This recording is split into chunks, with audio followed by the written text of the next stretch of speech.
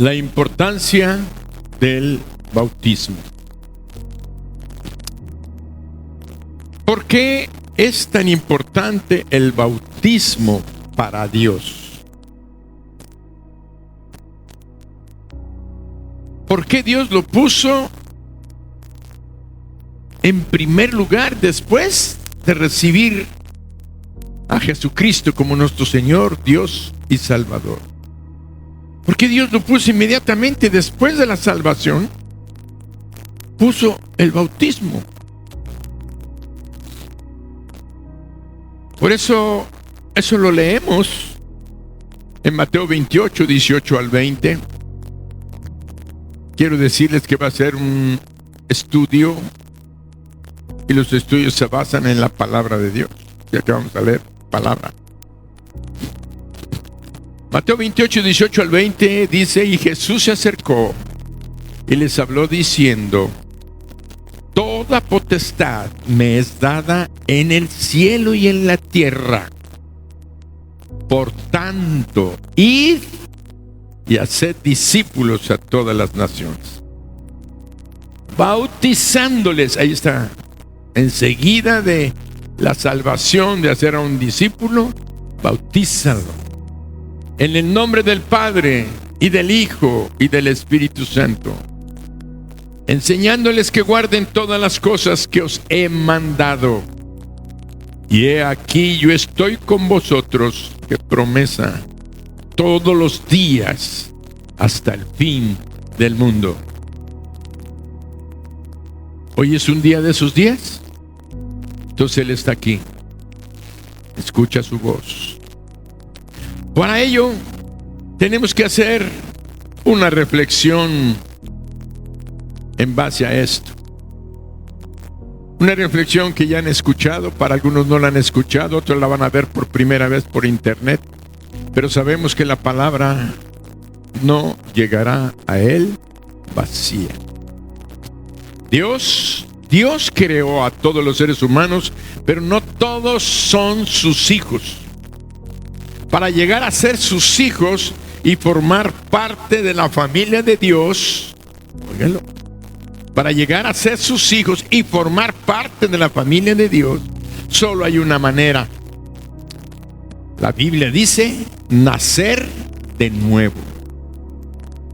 Con el nacimiento físico formamos parte de la familia humana, pero nos convertimos en hijos y miembros de la familia de Dios solamente con volver a nacer, con un nuevo nacimiento.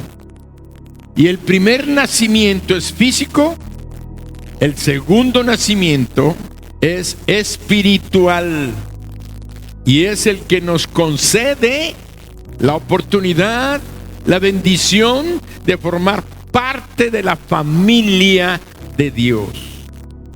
Pero voy a empezar a usar un término, y eso lo digo para enseñanza, porque ha sido problema entre los cristianos evangélicos de todo el mundo. El concepto de iglesia universal e iglesia local. Por eso vemos que el primer nacimiento es físico, el segundo nacimiento es espiritual, y es el que nos concede formar parte de la familia universal de Dios. ¿En qué momento sucede el nuevo nacimiento? El nuevo nacimiento sucede en el momento en que somos hechos hijos de Dios, y en ese momento formamos parte de la familia universal que acabo de mencionarles. ¿Y cómo somos hechos hijos de Dios en el momento que formamos parte de la iglesia universal? Ese momento sucede, y todos lo hemos experimentado, o espero que todos los que estemos aquí lo hayamos experimentado. Y si alguno de ustedes todavía no le abre su corazón a Jesucristo como su Dios, su Señor y Salvador, yo espero que esta mañana salgas de aquí con Cristo en tu corazón, siendo un hijo de Dios, formando parte de la iglesia universal de Dios. Y posteriormente, si Dios te da la oportunidad, puedas formar parte de su iglesia local. Vámonos adelante. Entonces, ¿cómo somos hechos hijos de Dios?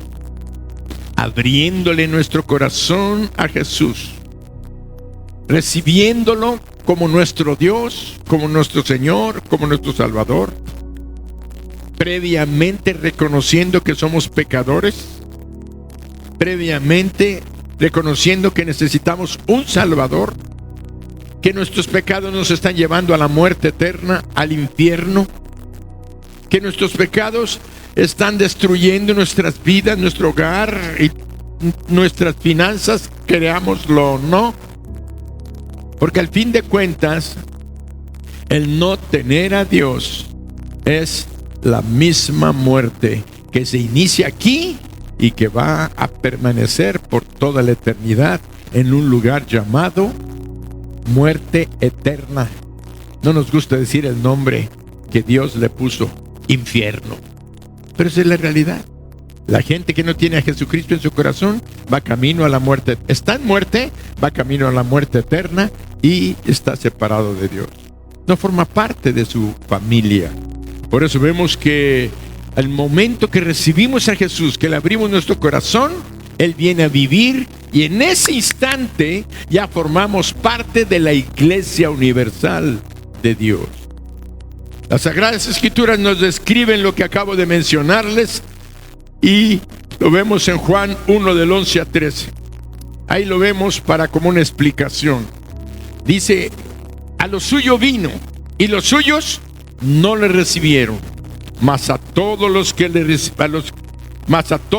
recibieron, a los que creen en su nombre, les dio potestad, fíjense, de ser hechos hijos de Dios. No todos somos hijos de Dios, somos criaturas de Dios, y cuando recibimos a Jesucristo somos hechos hijos de Dios, los cuales, aclara, los cuales no son engendrados de sangre, ni de voluntad de carne, ni de voluntad de varón, sino de Dios.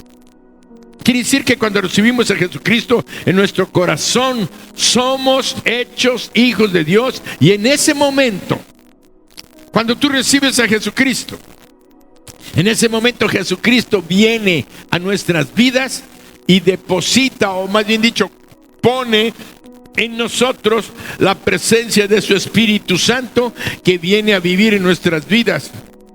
Y en ese momento somos sumergidos en la presencia de Dios, el Espíritu Santo, cuando recibimos a Jesucristo.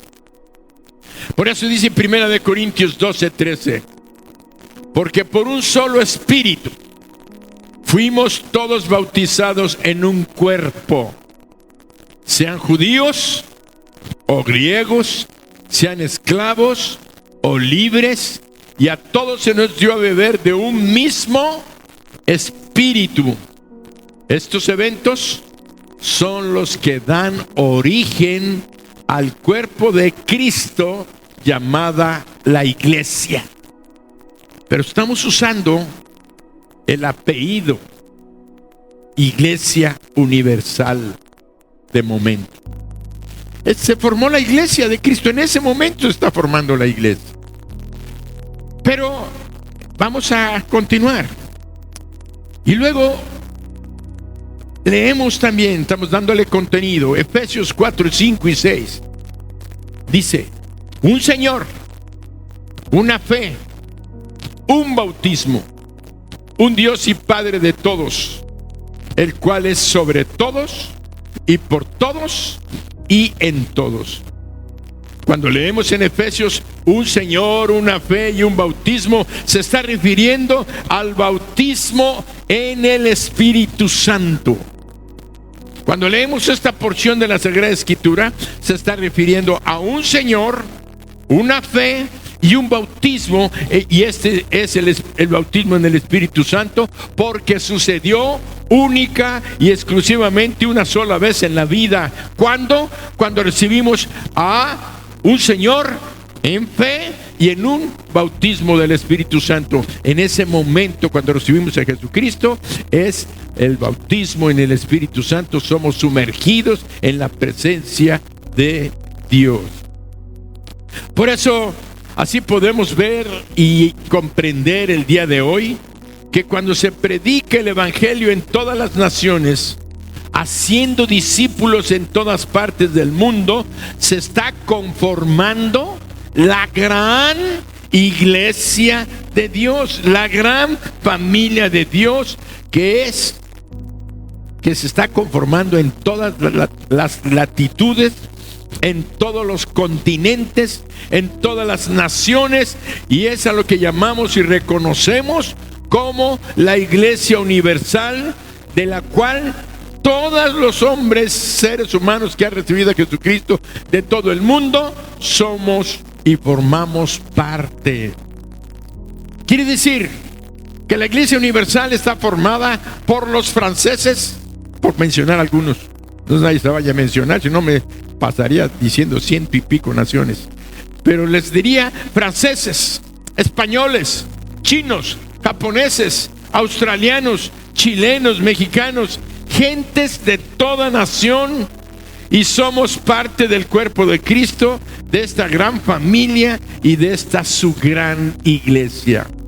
Quiere decir, mientras se está predicando el Evangelio en todo el mundo hay gente que está convirtiéndose a Jesucristo, están siendo llenos del Espíritu Santo, están siendo integradas a la iglesia universal que está en todo el mundo, la cual, pongan atención a esta frase, la iglesia universal solamente se manifestará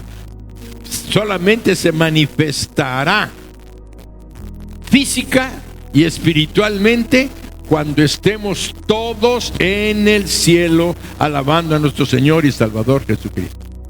La iglesia universal solamente se va a manifestar física y espiritualmente cuando estemos todos en el cielo. Y mencionamos que solamente se manifestará físicamente cuando estemos todos en el cielo. ¿Por qué? Lo aclaro. Porque el día de hoy esto no es posible. ¿Dónde vamos a estar juntos, física y espiritualmente juntos, todos los miembros de la Iglesia Universal el día de hoy? ¿En qué lugar nos podemos reunir como iglesia? ¿En qué lugar podemos tener, no sé, un templo o algo donde podamos reunirnos como iglesia y manifestar al mundo que somos una iglesia? No hay manera de hacerlo, y de esta manera la iglesia universal, que es un concepto que se va a manifestar, dijimos, en el cielo cuando todos estemos allá. Cuando estemos allá, sí vamos a estar en el cielo. Ahora sí que no sé qué extensión va a haber, pero lo que sí sé es que vamos a estar los rusos, franceses, chinos, italianos, mexicanos, yucatecos, de Mérida, de Izamal, de Machcanú, todos vamos a estar allá alabando a Dios en el cielo, de todas las naciones, de todas las lenguas. Vamos a estar física y espiritualmente allá alabando al Señor. Pero mientras aquí no se puede. Por eso es que el concepto de iglesia universal es necesario entenderlo, pero darle su contexto específico, su lugar correcto. El lugar correcto es que yo soy miembro de la iglesia de Cristo, sí, perfecto. ¿Ya eres creyente en Cristo? Sí, muy bien. Un día vas a estar en el cielo. Pero el plan de Dios no quedó ahí. El plan de Dios avanza. Y ahí es cuando vemos nosotros que la iglesia universal no se puede reunir. Esto no es posible. Porque no podemos reunirnos los cristianos de todo el mundo en algún lugar. ¿Para qué? Para poder cumplir los propósitos de ministerio que Dios le dio a la iglesia. Los propósitos de ministerio que Dios le dio a la iglesia son servir. Vamos a servir. Evangelismo. Ganar almas. Pero no nada más ganarlas. Enseñarlas, cuidarlas, protegerlas, alimentarlas. Es un lugar donde la iglesia debe reunirse para alabanza,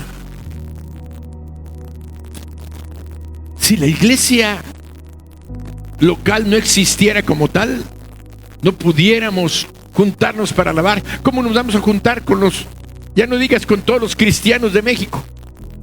Guadalajara, Monterrey, México, Tijuana, Campeche, todo. ¿Cómo vamos a hacerlo?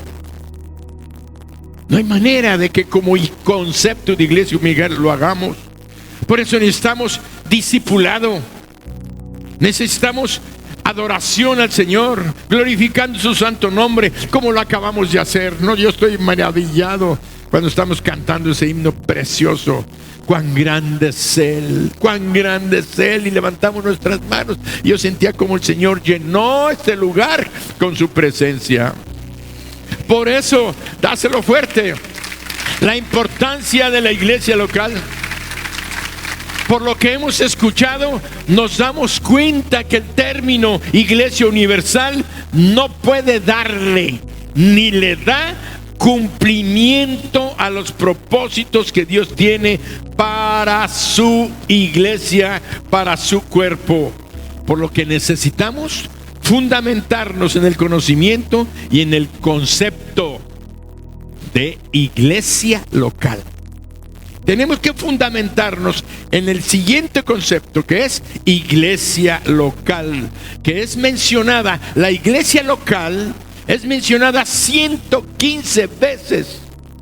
El concepto medio velado de la iglesia universal en la escritura sí está, pero pocas veces se conserva como algo que está alrededor del mundo. Es cierto, es verdad, pero claramente se menciona 115 veces en el Nuevo Testamento la palabra, el concepto de iglesia local, que le da vida, razón y propósito al plan del Señor Jesucristo en esta tierra. Y voy a hacerles una definición descriptiva de lo que es la iglesia. Es una congregación. Primer concepto, congregación. Tienen que reunirse. Es una congregación de creyentes en Cristo, que son transformados, cambiados y bautizados bíblicamente, porque hay bautismos de muchas maneras. Lo vimos en una de las predicaciones anteriores. Aquí no existe el randizo, el rociamiento. El bautismo tiene que ser por inmersión, y ahorita vamos a continuar allá. Entonces, bautizados bíblicamente, que están comprometidos, hay compromiso para guardar y transmitir las enseñanzas que el Señor Jesucristo nos ha dejado en las Sagradas Escrituras, para el extendimiento de su reino en esta tierra. Y la iglesia local se reúnen en un lugar específico que los ubica en el contexto geográfico y local donde se reúnen.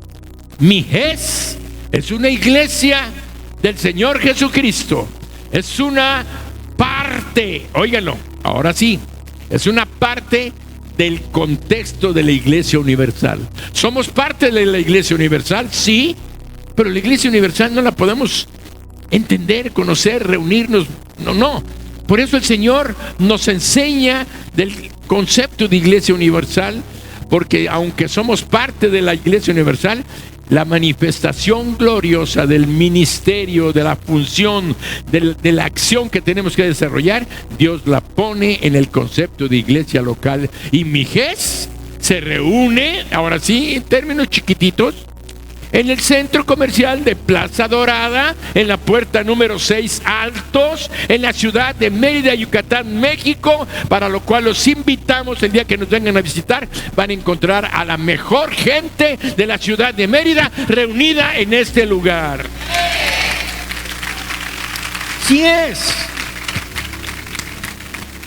Por eso, en otras ocasiones les he mencionado que nuestro Dios reconoce a la iglesia local como la iglesia visible. Porque la iglesia es visible, no nada más es un concepto universal. ¿Dónde está la iglesia? Son todos los creyentes de todo el mundo francés. ¿Y dónde están? Ah, bueno, es que se reúnen. Ah, sí, en Guadalajara se reúnen en un centro de convenciones. Perfecto.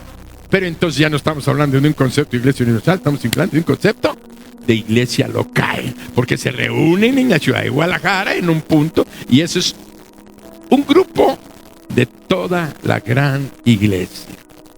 Entonces, vemos que Dios reconoce a la iglesia local como visible, como la expresión de un cuerpo completo. Y esto es importante, porque a veces cuando tocamos el punto de iglesia universal y el punto de iglesia local, pensamos que la iglesia local es un grupito, es una parte, y que no tenemos todas las cosas que la gran iglesia tiene.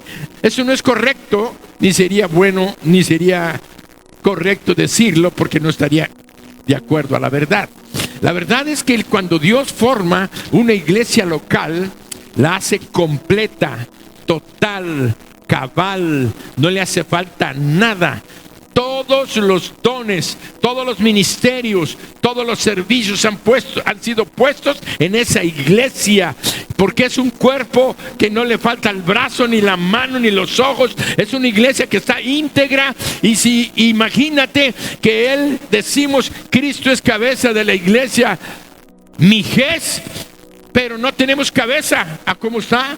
O nosotros no es iglesia de Cristo. No, sí, Él es la cabeza, pero tenemos brazos, manos, piernas, ojos, todo está completo. La iglesia local es un ente completo, total, con todo lo necesario que Dios le ha provisto para llevar a cabo su misión, su propósito y la visión que nos ha dado: ganar a Mérida, Yucatán y a las naciones para Cristo. Y todos decimos amén.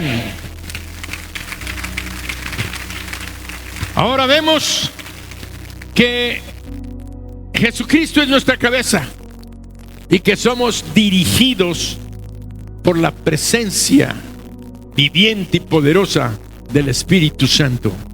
Cantábamos uno de los cantos al principio y sale unas imágenes donde la paloma está volando. Y yo le dije, gracias, Señor, gracias, porque me estás confirmando que tu presencia está aquí con nosotros. Por eso encontramos en la Biblia que Dios le hablaba a iglesias locales. No le hablaba a una iglesia universal. No le escribió una circular para todas las iglesias de todo el mundo, que pasen la circular para los japoneses, para los rusos, para los italianos, para todos, y para cada país, cada iglesia, imagínense. Sino Él habló para enseñanza nuestra, cartas específicas definidas con el nombre de la ciudad donde se encontraban geográficamente. Por ejemplo, escribió una carta a la iglesia que estaba en Roma. Escribió otra carta a la iglesia que estaba en Tesalónica. Escribió otra carta a la iglesia que estaba en Colosas. Le escribió otra carta, no, dos cartas, la primera y la segunda carta. ¿A quién?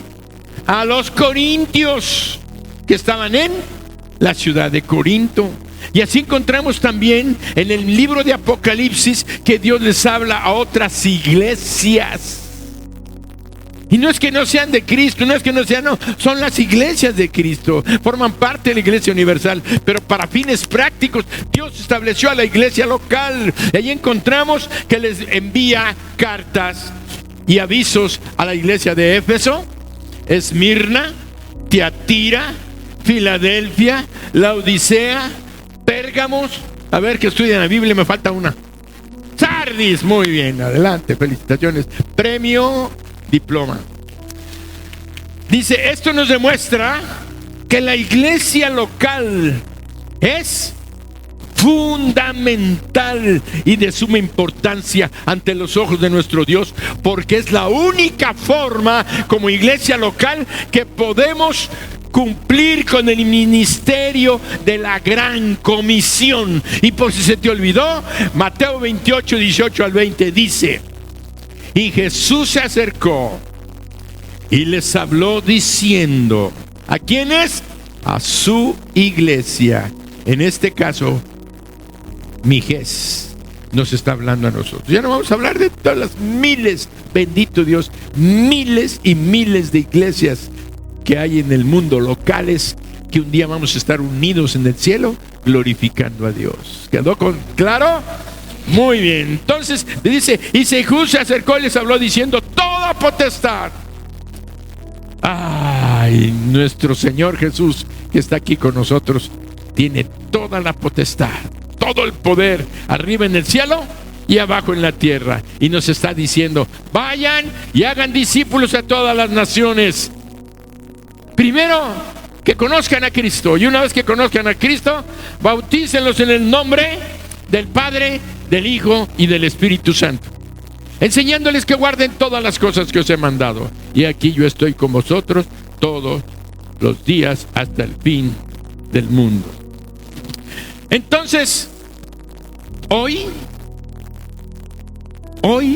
después del segundo culto, vamos a pasar al lugar de los bautismos. Está aquí cerca, a menos de 200 metros, cumpliendo la gran comisión, mostrando que somos el cuerpo de Cristo en este lugar. Llámese Plaza Dorada, llámese la ciudad de Mérida, como quieran, pero tenemos un lugar específico donde estamos desarrollando una misión y cumpliendo con su visión, de tal manera que la gente nos puede identificar y puedan decir, ¿dónde encuentro lo que tú tienes? ¿Qué es lo que yo tengo? Cristo en mi corazón. ¿Quién me cambió mi vida, mi forma de pensar, mis actitudes, mis anhelos? ¿Quién puso en mí el deseo de bendecirte, de orar por ti, de declararte que tú tienes la oportunidad de restaurar tu vida, de ser sano, de ser lleno de gozo, de paz, que no vas a encontrar ni en el alcohol, ni en las drogas, ni en el adulterio, ni en las apuestas? Buscando nunca vas a encontrar la paz fuera de Jesús. Te invito para que te reúnas. La iglesia se reúne para que te congregues conmigo y puedas escuchar la voz del Dios, no nada más de mi Dios, del Dios eterno, que abrió el camino para que estemos con Él por toda la eternidad en el cielo. Y todos decimos, amén.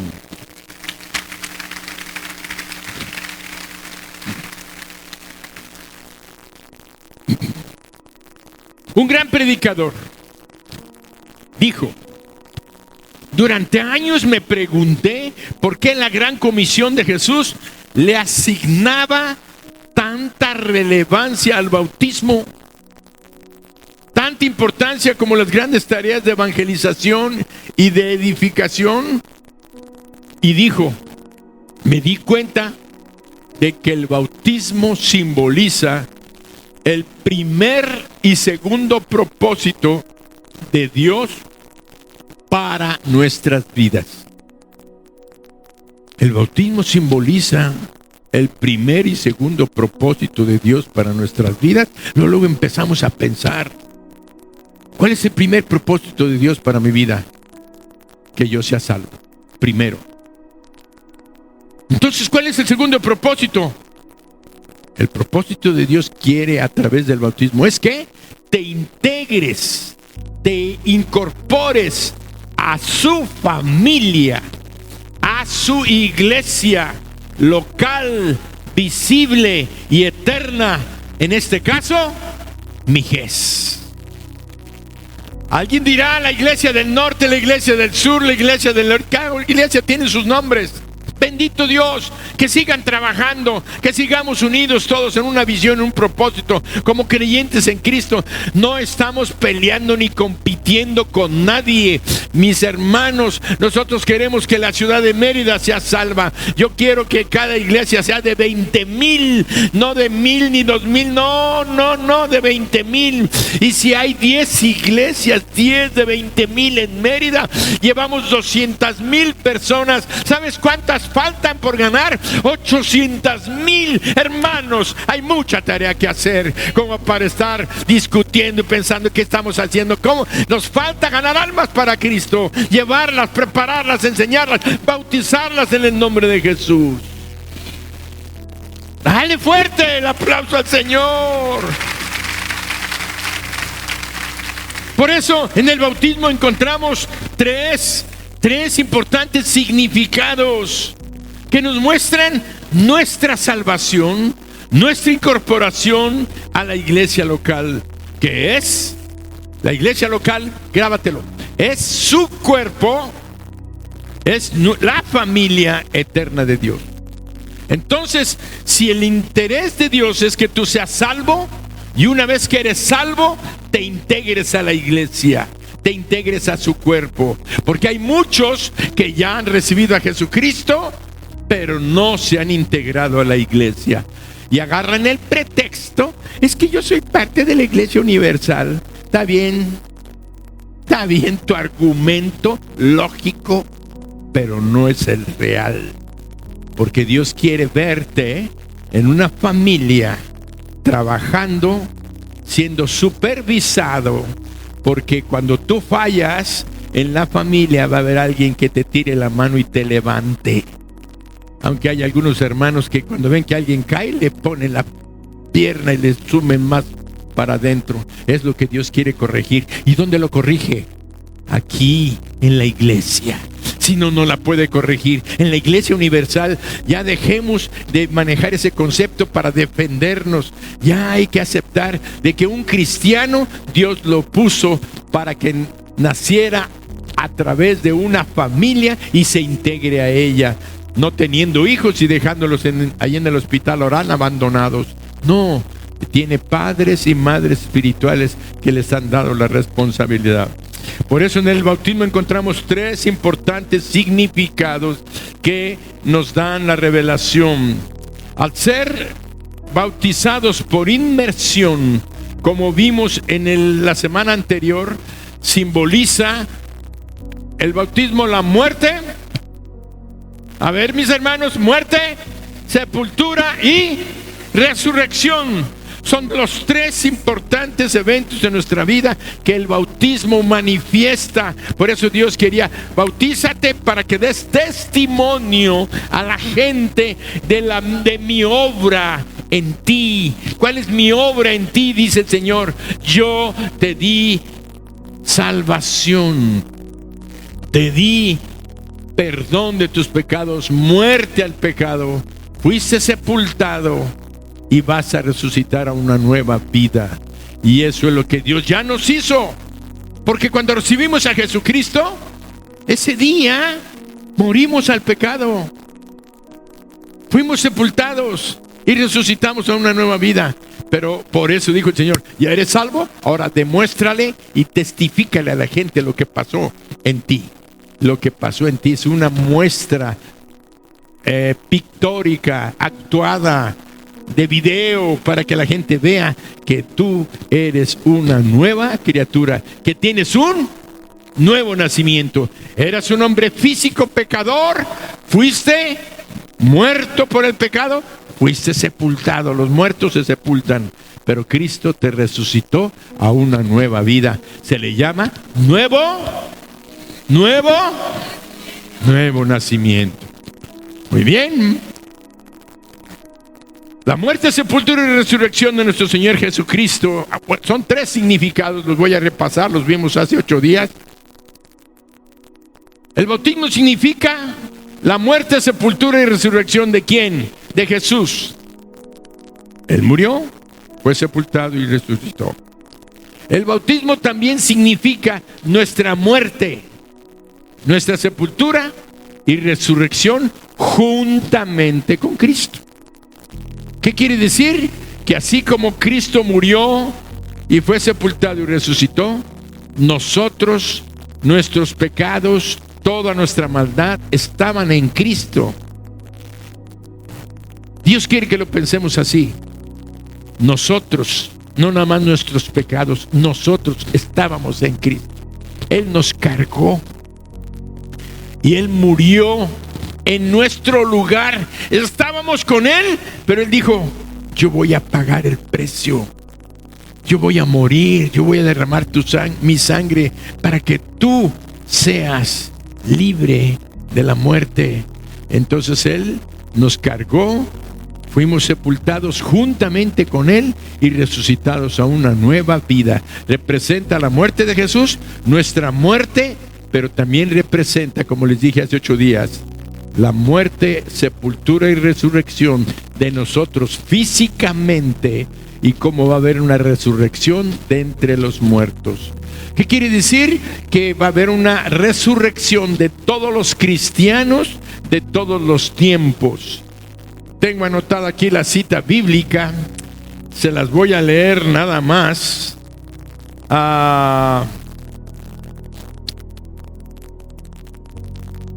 Ya no se las voy a leer. Está en Tesalonicenses. ¿Se acuerdan que les dije que viene el rapto? Que viene el momento en el que Dios nos va a llevar al cielo. Busquen las grabaciones de hace 8 días para no llevarnos más tiempo, porque el tiempo se me está yendo. Así es que vamos adelante. Dice: somos incorporados al cuerpo de la iglesia local a través del bautismo.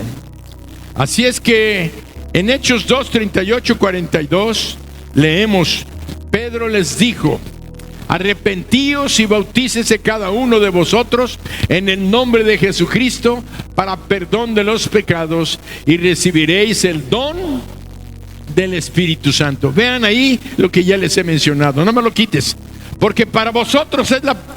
Pedro les dijo: arrepiéntanse. ¿De qué? De sus pecados. Reciban a Cristo. Bautícense cada uno de vosotros en el nombre de Jesucristo para perdón de los pecados y recibiréis el don del Espíritu Santo. Entonces, escrituralmente sabemos que nos arrepentimos de nuestros pecados, pedimos a Dios que entre en nuestro corazón, viene Jesucristo, pero nos da el don del Espíritu Santo. Seguimos leyendo: porque para vosotros es la promesa, y para vuestros hijos, y para todos los que estáis lejos, para cuantos el Señor, nuestro Dios, llamare. Y luego, y con otras muchas palabras testificaba y les exhortaba diciendo: sed salvos de esta perversa generación.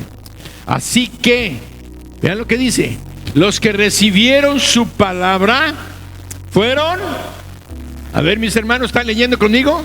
Fueron bautizados los que recibieron su palabra, y se añadieron aquel día como 3,000 personas. Los que reciben su palabra, los que creen en su nombre, los que le abren su corazón a Jesús, esos son los que son salvos, y esos son los que podemos bautizar. No podemos, bueno, sí podemos, pero no debemos bautizar a alguien que no sea un verdadero creyente. Pero a veces no lo sabemos. Por eso es que tengo un testimonio de hace algún tiempo que pasó. No voy a dar los nombres de estas personas reales, les voy a poner María y Miguel. Tampoco de nadie de los que están aquí, nada más los agarré así. María, una jovencita preciosa, muy bonita, asistía con nosotros. Él, su novio, con el que estaba asistiendo, no era mal parecido. Estuvieron participando aquí en las actividades de la iglesia. Ella, mucho antes de conocerlo, ella había sido fiel y se había permanecido aquí, y muy linda muchacha. Realmente yo tenía un buen concepto y siempre decía: Señor, que tenga la mejor pareja para que siga sirviendo, porque muchos se casan y dejan de servir a Dios.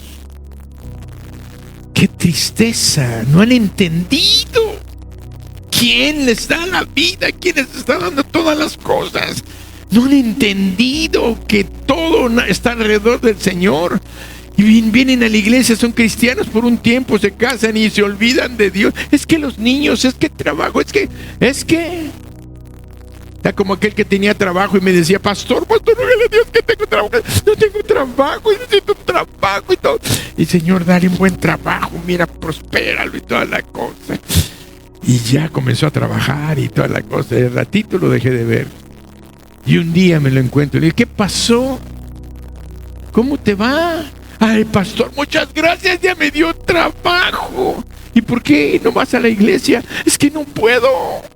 Le dije, ¿sabes qué voy a hacer? Le voy a pedir al Señor que te lo quite.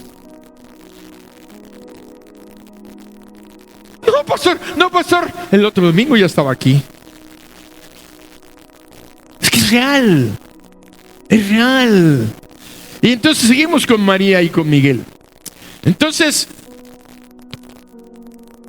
empezaron sus primeros pasos, empezaron parte del discipulado y llegó un tiempo de bautismos. Se bautizó él, porque ella ya se había bautizado, ella era cristiana de tiempo y ya era miembro, de tal manera que ya que se bautizó, poco tiempo después se comprometieron y se casaron. Pasaron algunos meses. Ya ella se embaraza y veía que seguía asistiendo, pero él ya no asistía. De repente llegaba, de repente estaba un ratito, se salía del culto y llegaba, la dejaba, a veces iba y la buscaba y veía que ella está triste, su rostro no puede ocultar lo que hay en tu corazón, en tu alma. No todos somos actores, porque los actores son los que fingen, actúan un personaje que no son. Por eso las máscaras del arte dramático es una cara, es una máscara que está sonriendo y la otra está.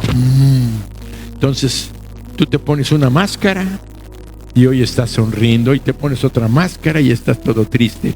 La realidad es que ella no podía fingir y yo la veía tristeza y cuando se acercaba, pasó, hija, ¿cómo estás? Bien, pastor. ¿Cómo va la cosa? ¿Cómo está tu marido? Bien, pastor. ¿Y qué? ¿Por qué no viene? Es que como trabaja y llega noche y ya está cansado.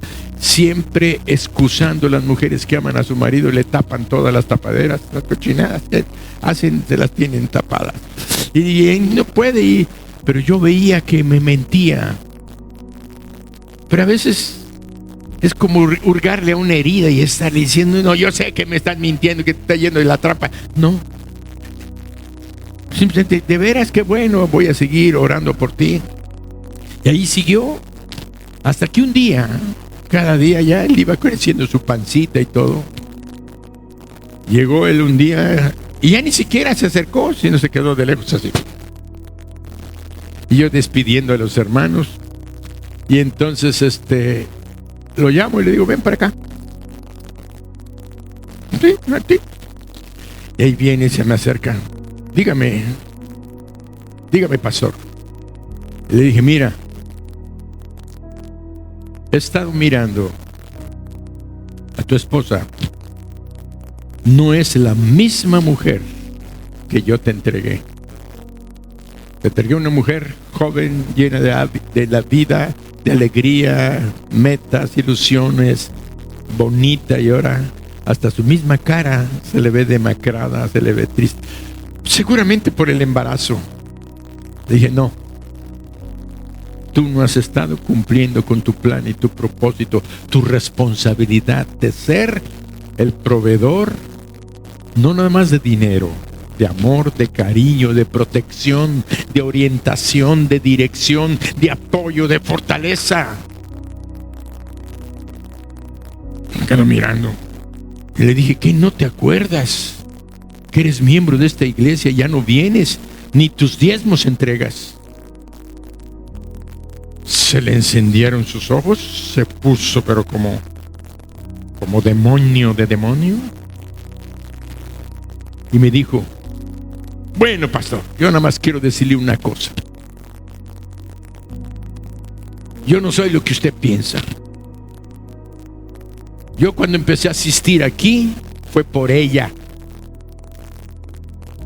Y seguí asistiendo por ella.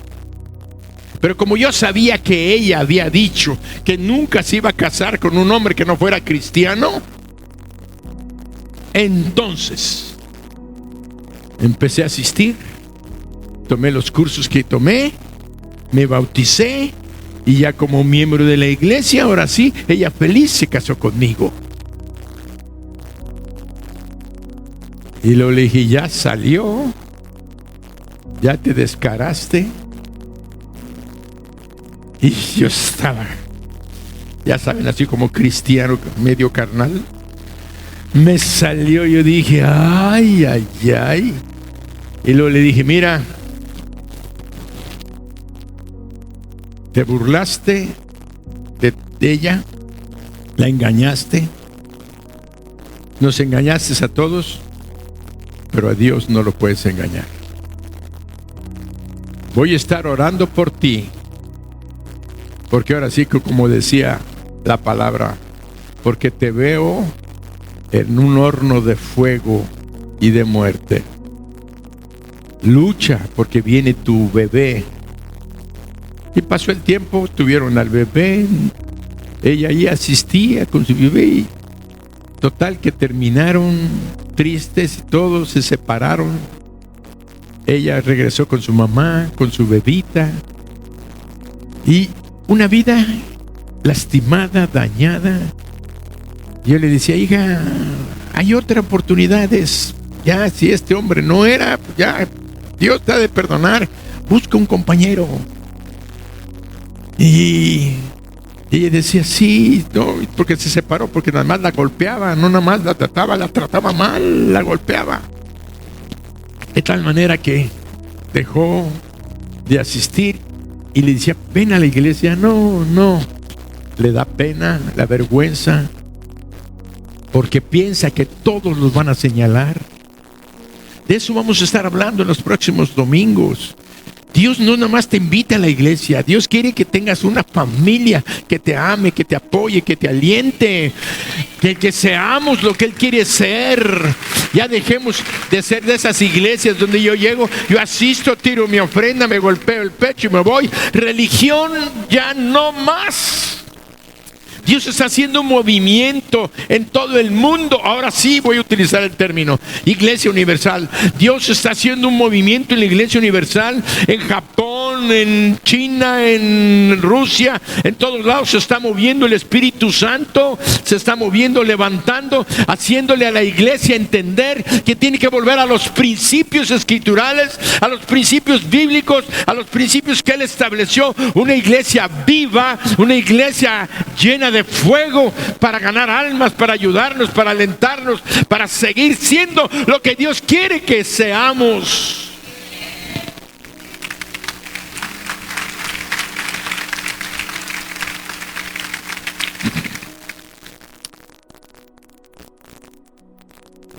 Le contesté y le dije, hijo, que Dios te bendiga. Voy a estar orando para que un día te conviertas. Y cuando estaba escribiendo el testimonio, me acordé y le dije, Señor, hasta había dejado de orar por él.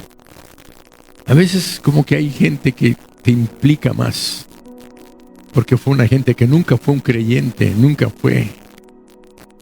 Y ahí tomamos el asunto de Marcos 16, 15 y 16, donde la Biblia nos dice, y les dijo, id por todo el mundo y predicad el evangelio a toda criatura. El que creyere y fuere bautizado será salvo, mas el que no creyere será condenado. Déjamelo ahí tantito. El que creyere y fuere bautizado será salvo, mas el que no creyere será condenado. Yo en mi corazón siempre hago un paréntesis después del punto de condenado, y en ese paréntesis pongo: aunque se bautice. ¿Qué quiere decir? Vamos a leerlo con mi paréntesis. El que creyere y fuere bautizado será salvo, mas el que no creyere será condenado. Aunque Miguel se bautizó, pero en su corazón nunca estuvo Jesús, nunca fue su rey, nunca fue su Señor, mucho menos su Salvador. ¿De qué te sirve bautizarte? Por eso en los mensajes de hace 8 días hablábamos que el bautismo no salva. Mucha gente quiere bautizarse para ser salvos, porque aquí dice: el que creyere y fuere bautizado será salvo. Quiere decir que el bautismo interviene en nuestra salvación. No interviene, sino que el Señor Jesucristo está hablando eso, diciendo: el que cree en mí, lo primero que hace es querer obedecer lo que yo le mandé a hacer. Y lo primero que yo les mando a hacer es: bautízate. ¿Crees en mí? Bautízate. El que cree de todo corazón dice: ¿qué más sigue? Bautizarte. Me bautizo. ¿Cuándo? Ahorita. Muy bien, en las Sagradas Escrituras vemos que todos los que creían eran bautizados. No dentro de 6 meses. Aquí lo hacemos así porque no tenemos bautismos tan frecuentemente, pero los tenemos. Y cuando yo les digo: ya, yo sí me voy a bautizar, pastor, cuando tengas la primera oportunidad, bautízate. Entonces, ¿qué pasa? Que cuando vemos que las personas que no creen, ¿cómo vamos a bautizar a una persona que no cree? Pues yo no sé. Solamente Dios sabe si eres genuino. Si estás engañando a quién, estás buscando qué. Lo importante es que si tú eres un genuino creyente y amas a Dios, entonces bautízate, glorifica su nombre. Y hoy vamos a tener bautismos. Si alguno de ustedes había estado luchando con esa circunstancia de obedecer al Señor, hoy yo te invito para que terminando te inscribas, y vamos a tener los bautismos terminando el segundo culto. Probablemente a las 2:30 de la tarde estaremos pasando aquí enfrente a los bautismos. Yo les invito para que tomen esa decisión. Y quiero decirles que el tiempo nos ganó. Me faltan 3 asuntos. Les voy a dar los puntos que faltan. Los puntos que faltan somos llamados por parte de Dios a pertenecer a la iglesia. Segundo punto que me falta: la iglesia es la familia de Dios a la que hemos sido llamados a pertenecer. Y la Biblia llama a la iglesia su esposa. Y te doy un adelanto: ¿cómo es posible que tú no hayas aprendido a amar a quien Dios ama con todo su corazón? Dios ama a la iglesia tanto que entregó su vida por ella. Y nosotros no apreciamos, ni valoramos, ni amamos a la iglesia, que es el cuerpo de Cristo, la familia. Por eso es que hay tantos problemas en las congregaciones, porque no nos hemos aprendido a amarnos. Pero como dice la Escritura: en esto conocerán que sois mis discípulos, si tuviereis amor los unos para con los otros. ¿Se entendió? Ponte de pie. Continúa con el mensaje el martes.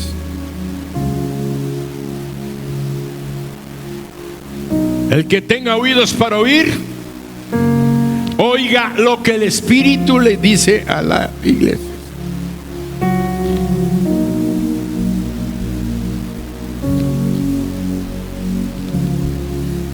Es que yo el martes, no me vengas. ¿Quieres aprender? ¿Quieres entender lo que Dios tiene para ti en esta familia santa? Aprender a valorar, que la iglesia crezca, se expanda, pero con ese cuerpo de poder y de autoridad. No sé, vienen tiempos gloriosos para toda la iglesia en general, universal. pero más para aquellas congregaciones que entiendan lo que deben de hacer. Y yo espero que nosotros seamos esas iglesias. Padre, en el nombre de Jesús, en esta mañana te damos a ti la honra, la gloria y la alabanza. Te damos gracias por tu salvación, por el perdón de nuestros pecados y por darnos una familia.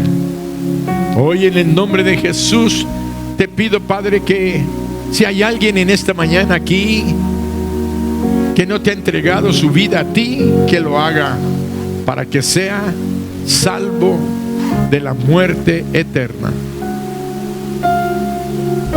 Y si hay alguien que ya te ha recibido y no se ha bautizado, que tome la decisión en esta oportunidad. Por Jesucristo, amén.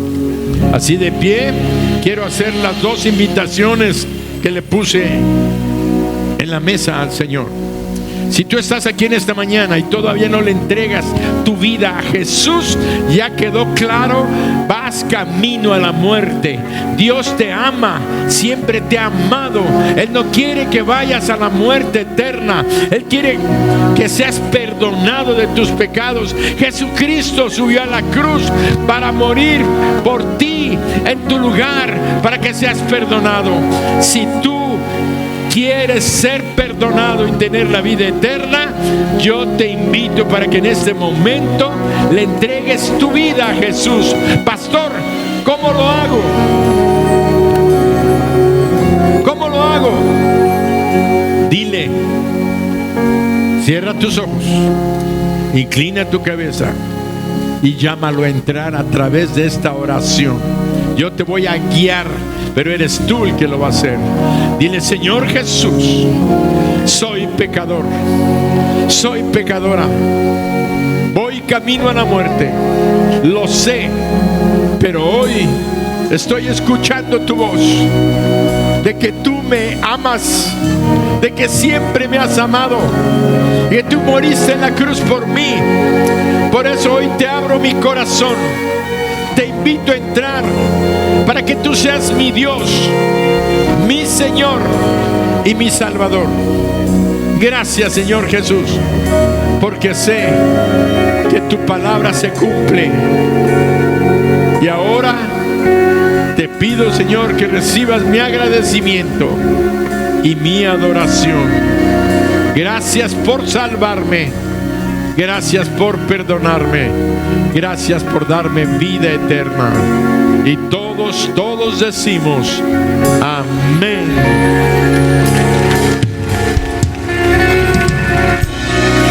Si tú que estás aquí recibiste a Jesucristo en tu corazón, levántame tu mano derecha, señálamelo, porque Dios me dice que ore por ti, por tu familia y por tu hogar.